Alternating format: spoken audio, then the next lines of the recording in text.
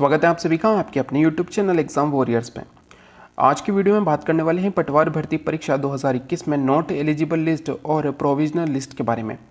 Provisional list जल्द ही जारी होने वाली है। आने वाले 4 से 5 दिनों में यानी कि 20 मई तक आपकी प्रोविजनल लिस्ट जारी हो जाएगी। प्रोविजनल लिस्ट में कैंडिडेट को किन किन डॉक्यूमेंट के आधार पर चयन किया जाएगा, यानी कि प्रोविजनल लिस्ट जो बनेगी उसमें जो अभ्यर्थी शामिल होंगे उनके लिए क्या क्या डॉक्यूमेंट है वो इम्पोर्टेंट हैं। साथ ही नॉट एलिजिबल जो लिस्ट आएगी तो किस आधार पे स्टूडेंट को यानी कैंडिडेट को नॉट एलिजिबल लिस्ट में डाला जाएगा, यानी कि वो कौन कौन से डॉक्यूमेंट होंगे जिनकी कमी के कारण उन्हें नॉट एलिजिबल लिस्ट में डाल दिया जाएगा। तो इसके बारे में हम बात करने वाले हैं, तो चलिए शुरू करते हैं। सबसे पहले अगर बात करें प्रोविजनल लिस्ट और नॉट एलिजिबल लिस्ट, यह आपकी आने वाले 4 से 5 दिनों में जारी हो जाएगी।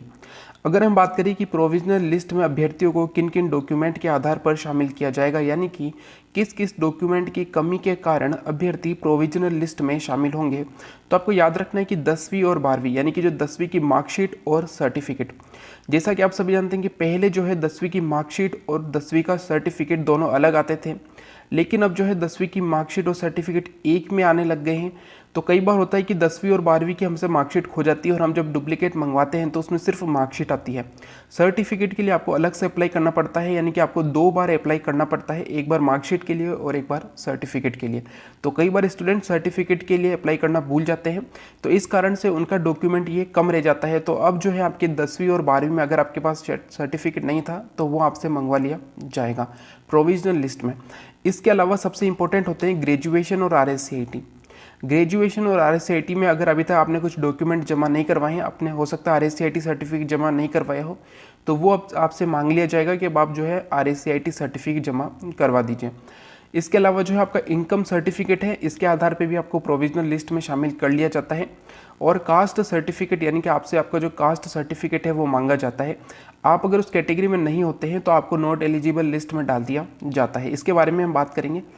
अगला आता है कि नॉट एलिजिबल लिस्ट, ये भी प्रोविजनल लिस्ट के साथ जारी हो जाएगी।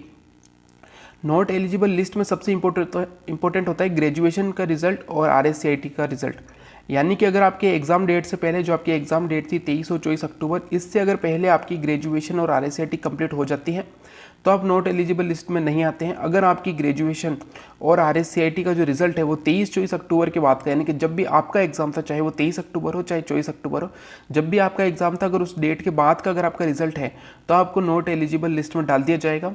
इसके अलावा अगर आप जिस कैटेगरी से आपने फॉर्म भरा था, मान लीजिए आप जनरल में थे लेकिन आपको लगा कि आप EWS बनवा लेंगे, आपने EWS से फॉर्म भर दिया था, ठीक है, आप EWS से पास हो गए लेकिन आपने जो अपना EWS सर्टिफिकेट जमा नहीं करवाया था और आप जो है अब जनरल कैटेगरी से भी पास नहीं हो रहे हैं, तो इसलिए आपको नॉट एलिजिबल लिस्ट में डाल दिया जाएगा।